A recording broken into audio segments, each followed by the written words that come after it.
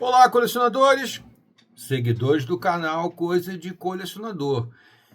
Muita gente está me pedindo, está comentando, que eu ainda não falei da última produção de série para televisão de Twin Peaks. Twin Peaks, que é uma série que eu já gravei diversos vídeos falando sobre ela, enaltecendo a série, enaltecendo todos os desdobramentos, spin-offs, adoro isso. Spin-offs, todos os apêndices e todos os filhotes de que a série original Twin Peaks, que foi produzida lá no finalzinho dos anos 80, 88, 89, se não me engano, a primeira é 88 e a segunda parte, o segundo ano da série é 90. Enfim, eu enalteço demais aquela série e não comento nos meus vídeos, que eu já falei vários sobre Twin Peaks, eu não comento da série mais nova, que foi produzida, infelizmente eu não vou lembrar o nome, o ano dessa continuação extremamente tardia, extremamente extemporânea de Twin Peaks. Né, que foi realmente feita pelo próprio criador, pelo David Lynch. Ele retomou a série já agora em 2014, 2015. Eu vou chutar aqui, tá, gente? Me perdoe porque eu não pesquisei para dizer para vocês com precisão em que ano foi produzido a última série de Twin Peaks. A última, que eu digo assim, a mais nova série de Twin Peaks, que pretende acrescentar alguma série àquela aquela série original lá do finalzinho dos anos 80, 90, vamos botar no final de 90, né? 2010, 2020, mais ou menos 30 anos depois, o David Lynch resolveu revisitar Twin Peaks e fazer nem sei se pode chamar de continuação, tá, gente? Acho perigoso chamar de continuação. Só que ele, logicamente, enfrentou um problema que era inevitável, né? Twin Peaks é uma cidade viva, que existia na ficção no finalzinho dos anos 80 e início dos anos 90. Logicamente, não dava mais, não era impossível, né? Logicamente, você retomar Twin Peaks dos anos 90, não dá, são 30 anos, né? Então, o que acontece? Ele encontrou uma óbvia dificuldade e ele tentou transpor. Desculpa, gente. Ele tentou transpor essa dificuldade. Beleza. E aí, tudo bem. Não existe limite para a criação, né? Eu que acompanho muita história em quadrinho e muita literatura, sei muito bem que não existe limite para a criação. Você pode pegar uma coisa absolutamente ridícula, criar uma determinada época e transformar numa coisa espetacular numa outra época. Pode abordando numa continuação ou fazendo uma retomada, né? Fazendo uma revisão na história. Muita coisa pode acontecer, né? Eu acabei de me lembrar aqui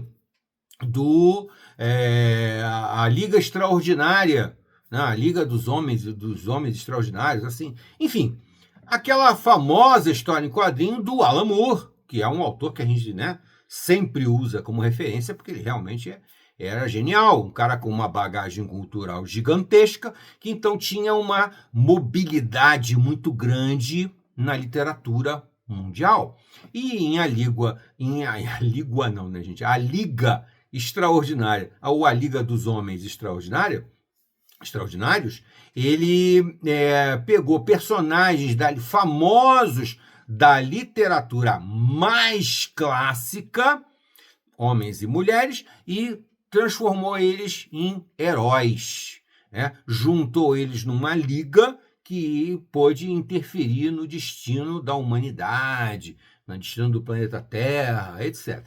Uma ideia absolutamente genial, tá? Se vocês, inclusive, quiserem saber mais sobre a Liga dos Homens Extraordinários, vocês coloquem nos comentários que eu farei um vídeo falando um pouco mais sobre a Liga dos Homens Extraordinários do do Alan Moore, tá? Mas nesse caso eu estou usando apenas como um exemplo de pegar um tema e revisitar ele com a adequação apropriada. Não existe limite para isso. Não existe nada que impeça você pegar me ocorreu agora também, o Batman, aquele Batman meio comédia, né? Muito comédia dos anos 60, 66, se não me engano, aquele famoso seriado que divulgou muito o Batman, né? Mas não de uma maneira que agradasse aos fãs, que agrade aos fãs mais ortodoxos do Batman, aliás, como eu, né? Eu pessoalmente vejo aquela série dos anos 60 como uma ressalva, como uma coisa fora do contexto do Batman. Uma paródia de Batman, tá? Para mim, aquela série é uma paródia de Batman. Às vezes eu acho legal, às vezes eu acho aquilo meio ridículo demais, enfim. Tem seu valor histórico, mas você poderia, um bom autor, um cara talentoso, um cara competente, podia pegar aquela série lá, aquela essência e criar uma nova série, talvez muito interessante. Não digo que não, apesar de que eu acho que ela está fechada naquela época, porque ela era psicodélica, ela tinha toda aquela pegada dos anos 70, né? Aquele modismo muito típico do final dos anos 60, anos 70. Tudo bem, mas isso é possível. Mas o que aconteceu com o David Lynch? O David Lynch resolveu, por pressões atmosféricas, revisitar Twin Peaks. E aí tentou escrever uma história com aquela mesma pegada de esquisitice, de loucura, de viagem extemporânea, de coisas, de temas lisérgicos né? E colocar tudo em alguns episódios. Eu confesso para vocês que eu, de um imenso fã, de um dos maiores fãs, eu acho que eu posso dizer isso, que eu sou um dos maiores fãs de Twin Peaks do final dos anos 80, início dos anos 90, eu passei a detestar. Tá? Por quê? Não a série original. A série original, para mim, é canônica, é absolutamente definitiva. Porém, essa série nova que ele produziu, eu não vou lembrar o ano, eu lamento não lembrar o ano agora aqui, porque isso contextualiza vocês. Mas produziu depois de 2010, vamos botar assim, depois de 2010, ela infelizmente não chega a lugar nenhum. Vira um festival de esquisitice, salpicada com coisas estranhas, escatológicas e sem sentido nenhum. E conclusão, esse novo Twin Peaks tem muito pouco a ver com aquele Twin Peaks. Inclusive porque a ideia básica de Twin Peaks nem era o assassinato terrível e abominável, a tortura que a Laura Palmer sofreu. Não, não era. Era desvelar, revelar uma cidade pacata do interior em que todo mundo convivia muito bem e que, na verdade, cada um tinha graves defeitos, graves falhas de caráter. Isso é que era a essência de Twin Peaks. Esse não. Essa última produção do Twin Peaks, do David Lynch, envereda por uma coisa completamente nonsense, completamente sem sentido, em que nada se prende a nada. Ele trouxe 2 ou 3 ou 4 atores daquela época, que logicamente estão com 30 anos a mais. Se eles todos eram naquela faixa dos 30 anos naquela época, estão todos com mais de 60 anos hoje em dia. Então, é muito difícil você querer capturar aquela pegada da época. Para você criar um novo Twin Peaks, revisitar Twin Peaks, você teria que partir de um elenco completamente novo e começar a construir tudo de novo. Eu acho até um desafio muito interessante. Eu, como escritor, fico imaginando o que eu faria para escrever Twin Peaks 2. Twin Peaks 2 ou Twin Peaks 2025, não sei, um nome qualquer assim. Eu fico imaginando como é que eu, mantendo aquele clima maravilhoso do final dos anos 80, de Twin Peaks, eu escreveria um Twin Peaks hoje em dia. Logicamente, fazendo algumas referências ao que aconteceu naquela época, né?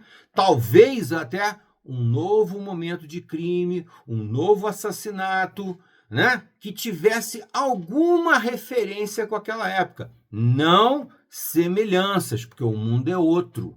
Eu teria que abordar um outro tipo de violência hoje em dia, né? E teria que trazer personagens novos para fazer uma nova composição da cidade. Como é que está hoje em dia uma cidade do interior dos Estados Unidos que mantém segredos, em que os cidadãos têm segredos? Que segredos seriam esses, né? Que momentos? Infelizmente, o David Lynch não teve essa capacidade e fez uma coisa meramente esotérica, esquisita, sem sentido e que não amarra e que não prende você a sério. Para você ter uma ideia, eu estou na dúvida agora, no momento da gravação desse vídeo, se eu assistir essa nova série Twin Peaks de 2010, 2015, 2020, se eu assistir completa. Eu acho que eu nem tive paciência para terminar de assistir.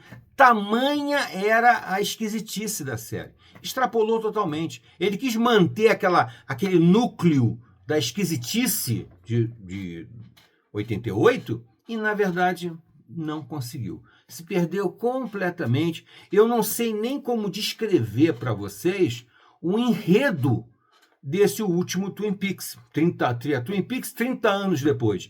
Twin Peaks 30 anos depois simplesmente não faz sentido. Não assista, não perca seu tempo. Veja de novo Twin Peaks de 88 e de 90. Tá bom? Até a próxima.